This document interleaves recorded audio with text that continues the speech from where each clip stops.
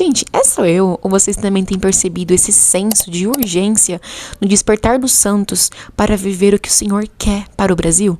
Eu tenho visto muito, por esses tempos, junto com o Espírito Santo, a questão do avivamento. Eu tenho pesquisado muito sobre isso, tenho visto muitas profecias que foram proferidas ao Brasil e que o Brasil é o berço, é o celeiro, que daqui vai sair muitos missionários e afins. E eu comecei a ter essa curiosidade de saber, Jesus, meu Deus, Espírito Santo, o que falta de nós para nós vivermos de fato o verdadeiro avivamento? Parece que tudo nos leva a entender que queremos o fogo, queremos mais de Deus, queremos viver os sinais e maravilhas. Nós sabemos que Deus não mudou. Hebreus 13 diz isso, que Ele é o mesmo ontem, hoje e para sempre. Mas por que a gente clama, a gente canta e nós não vivemos a realidade de milagres e maravilhas? E com isso o Espírito Santo me levou a uma jornada de autoconhecimento sobre o que é avivamento e sobre o que nós precisamos aprender para viver de fato o mover do Espírito Santo. E uma das primeiras chaves que o Espírito Santo liberou a meu respeito, ao nosso respeito como geração, como filhos de Deus, como filhos maduros, o despertar dos santos, é a questão de que não tem como nós avivarmos sem antes nos santificarmos. Nós entendemos que Deus é santo. Eu tenho sentido que o que falta em nós é a questão de arrependimento. Não tem como nós vivermos a realidade de Deus, que Ele é santo, que Ele é poderoso, sem antes olharmos para nós e entendermos o quão limitados somos. Mas é nesse ponto de partida em que nós olhamos para Ele e entendemos que Ele requer de nós santificação. E com isso, o próprio Espírito Santo me levou lá para Joel. Joel, no capítulo 2, ele é um capítulo muito precioso, porque nós encontramos ali a chave do avivamento. E eu vou ler para vocês, a partir do verso 12, que fala assim: Agora, porém, declara o Senhor, voltem-se para mim de todo o coração, com jejum, lamento e com pranto. Rasguem o seu coração e não as suas vestes. Voltem-se para o Senhor, porque Ele é misericordioso, compassivo, muito paciente e cheio de amor. E aqui nós temos também, no versículo 14, arrependam-se e depois vocês poderão fazer ofertas. Ou seja, quando eu comecei a ler esse versículo, eu falei para o Espírito Santo, né? Espírito Santo, eu preciso que o Senhor seja claro para mim como água cristalina, porque eu quero entender o que o Senhor quer me trazer com esse capítulo. E conversando com o Espírito Santo, ele me levou a ter um hiperfoco nesse versículo que fala: arrependam-se, voltem-se para mim, olhem para mim. Então nós entendemos que o arrependimento, ele não é você parar de fazer as más práticas que o Senhor condena, que no caso é o pecado. O arrependimento não é você que antes roubava parar de roubar, mas o arrependimento é você dar meia volta. Por exemplo, aqui está a questão, aqui está Deus e aqui está o pecado, certo? Pecado, Deus. E aqui você está andando. Aqui é uma linha tênue entre os dois, pecado e Deus. Você é uma pessoa que antes vivia no pecado. Vivia no pecado. Aí você parou, se arrependeu. Mas você está mais próximo do pecado ou está mais próximo de Deus? Mais próximo do pecado. Então, arrependimento não é só você parar de pecar. É você dar meia volta e caminhar rumo ao certo.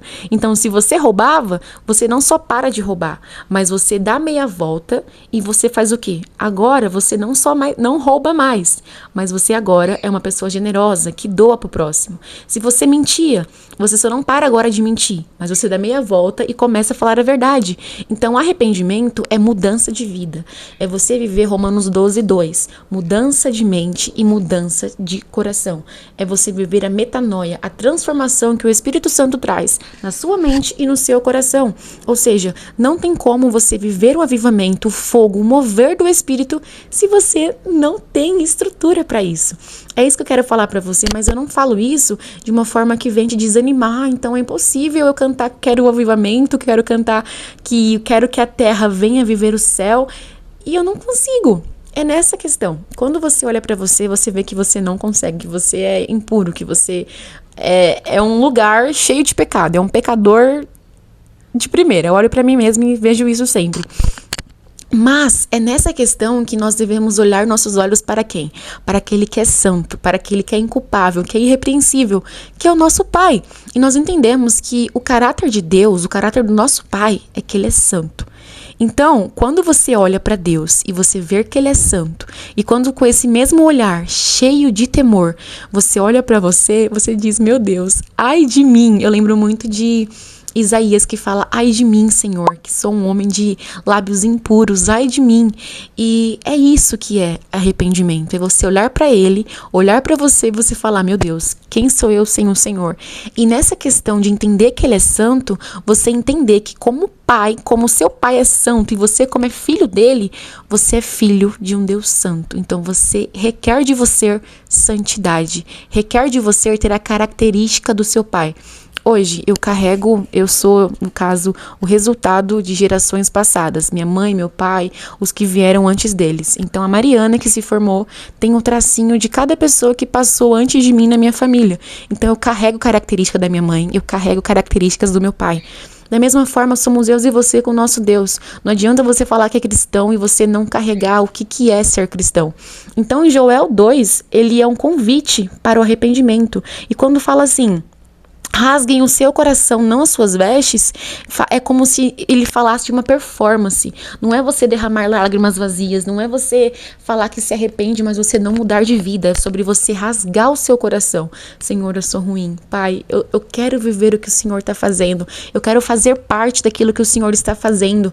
Eu quero que cada profecia, cada promessa que o Senhor derramou sobre o Brasil, sobre a minha família, sobre a minha cidade, seja realmente cumprida, mas que haja o despertar dos santos. Porque avivamento não é uma ideia legal, uma ideia boa, mas sim uma necessidade. É o processo em que nós temos ali uma ponte entre os céus e a terra. É quando os pequenos cristos que formam em nós através do Espírito Santo e da ação do Espírito Santo, nós entendemos que nós temos transformação em nossa sociedade. Nós entendemos que há um mover.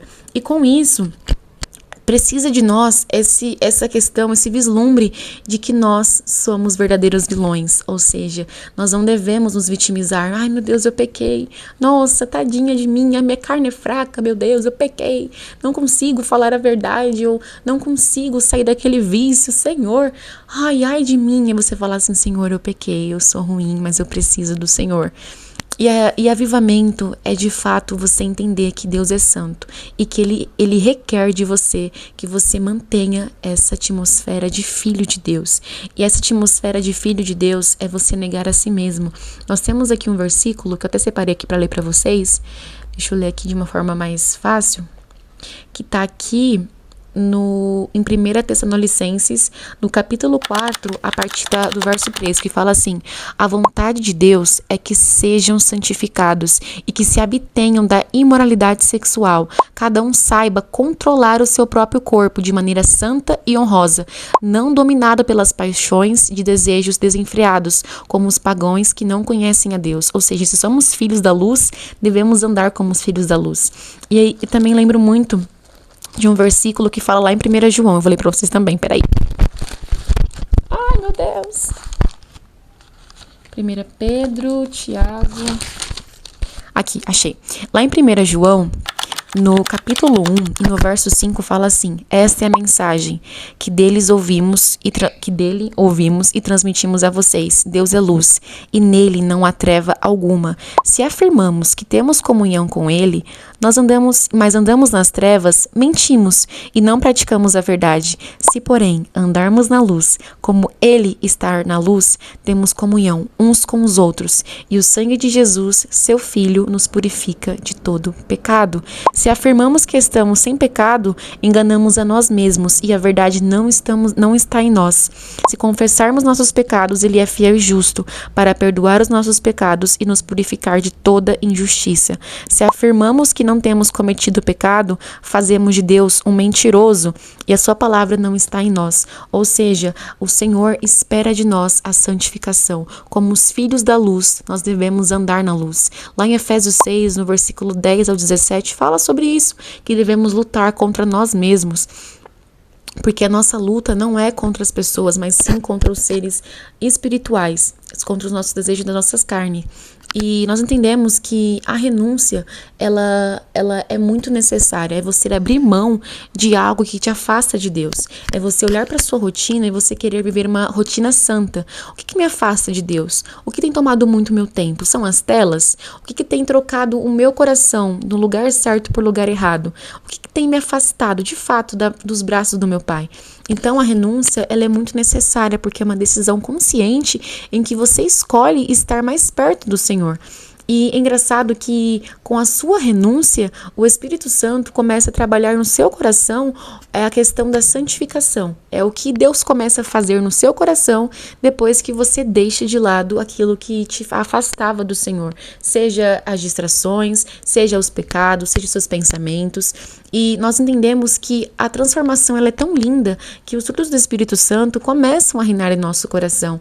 E uma coisa que o Espírito Santo tem muito falado ao meu coração é sobre a questão de honrar esse título de ser filha de Deus. É sobre sentar e gastar tempo com o Senhor. Avivamento, ele não começa nos públicos, ele começa primeiro em seu coração, no seu individual, para depois ter ajuntamento dos santos para realmente clamar por um mover do Senhor. É você entender que tem uma aliança com os seus olhos, com sua boca, com suas emoções, com seus pensamentos e atitudes. Lá em Filipenses 4:8 fala para nós nos apegarmos tudo aquilo que é louvável, tudo aquilo que é bom, verdadeiro e justo. Se os seus pensamentos são ruins, ore por eles, ore por cada um deles e santifique os seus pensamentos. O que você tem assistido por esses tempos? O que você tem visto? Sabe, eu tenho visto que o Espírito Santo tem me levado muito a essa questão de que ele quer muito mais de nós, sabe? A gente quer muito de Deus, mas nós não entregamos nada para ele. Porque tem um versículo lá em Jeremias que fala muito ao meu coração, acho que é Jeremias 29:13, se eu não me engano. Quando buscardes o Senhor de todo o seu coração, de todo o seu coração, ali você o achará. Aqui, ó. Aqui, ó, fala assim: buscar-me e me achares quando me buscardes de todo o coração. Ou seja, Deus, ele não aceita nada menos do que a sua inteira dedicação e paixão nessa busca de encontrar o Senhor. Por quê? Quando nós entregamos tudo de nós, consequentemente temos tudo dele. Ou seja, não tem como nós vivemos milagres, curas e maravilhas se não entregamos o nosso viver para o Senhor, porque nós somos pecadores. Sem santificação é impossível ver a Deus. Por quê? Se eu subisse agora, como eu tô lá pro céu e visse a face do meu Criador, eu morreria, porque ele é santo e minha carne é pecaminosa. Então, eu entendo que quando eu olho para ele, ele é santo. Ou seja, se ele é santo, eu preciso me santificar, preciso limpar a casa para que ele possa entrar. É como se fosse um quartinho, e esse quartinho tivesse muitos móveis que ao longo do tempo você vai guardando. E nesse quartinho, você tenta entrar para se locomover, mas não consegue andar naquele lugar, porque tem muita coisa, tem muita bagunça que impede a sua passagem para entrar naquele quartinho. A mesma coisa com o nosso coração. Quando Jesus vê nosso coração cheio de entulho, o que ele pede de nós é uma limpeza. Ele pede de nós a decisão de querer limpar. Só que não é nós que fazemos a limpeza, mas sim o Espírito Santo. Então a renúncia é escolher, querer viver a limpeza, mas permitir que o Espírito Santo faça esse processo de santificação no meu coração, para que então haja espaço para Jesus começar a se movimentar e através de você fluir milagres e maravilhas no nome de Jesus. Então, avivamento é o despertar dos santos, é a transformação de vida, é você pecar os seus pecados, é você confessar os seus pecados conhecidos. Meu Deus, eu tenho muita dificuldade com a questão da ira, sou uma pessoa muito raivosa, não consigo controlar os meus ânimos.